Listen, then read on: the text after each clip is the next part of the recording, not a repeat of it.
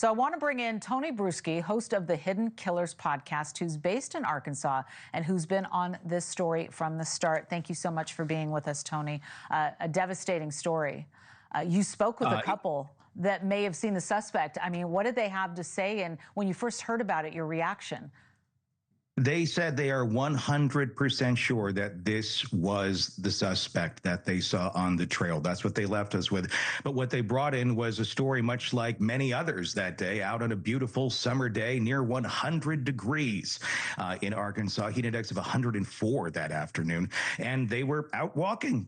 The couple was together with a brother and sister and a pet dog. And down the trail, they saw a man coming their way, and they immediately found him to be odd. He was by himself, but the way he was dressed in full black attire from top to bottom and on a mission, it seemed, wearing a large mesh backpack that was very out of place, as you see in the graphic that's on the screen right now.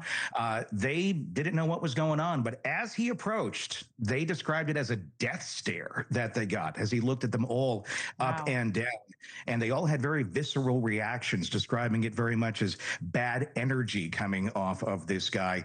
And they didn't know much else until the very next day when they heard about it on the news, and they all looked at each other and said, that was the guy that passed us. And when the sketch came out today, which actually was based on their observations that they gave to us here at the Hidden Killers podcast, they thought that that composite was very, very accurate to what they saw. Wow. I mean, talk about trusting your gut, right? I mean, so many of us go hiking on the regular, and it's, you know, but when you're out there and you get out in the woods, you do sometimes have that sense of, man, I mean, there's places on hiking trails where nobody could hear you scream.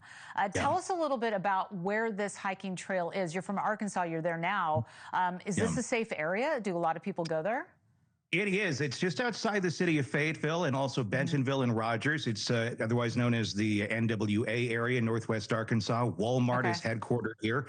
So it is a very safe area. It has a very stable and good economy and very low crime. It's not what you think of when you think of Arkansas, I guess, a stereotypical version. It's more of a Colorado type hiking area. Outdoors is what they do here. We have one of the largest biking trail paths in the country. I think it actually might be the largest, interconnecting all of these cities. And people use these things every single day without incident. Well, it sounds like whoever the suspect is knew the area well. And I understand that you have obtained some security footage of what may be the suspect's car. We want to show that to our viewers because, of course, any clue can help. Tell us about what we're watching on our screen right now. This is some footage that we obtained here. This is a security camera off of a home very near where the park entrance is. This is the vehicle heading north on Highway 170, about 2 miles north of the Yellow Rock exit.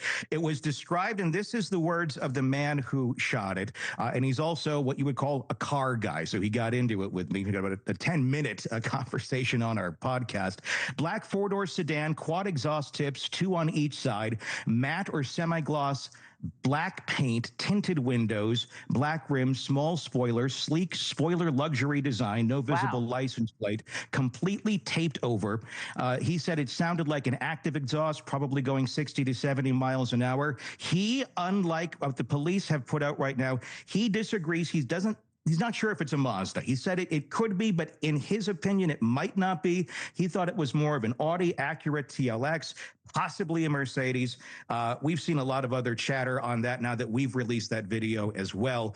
Lots of people chiming in and giving their thoughts on that, and several even using AI to try and get identification.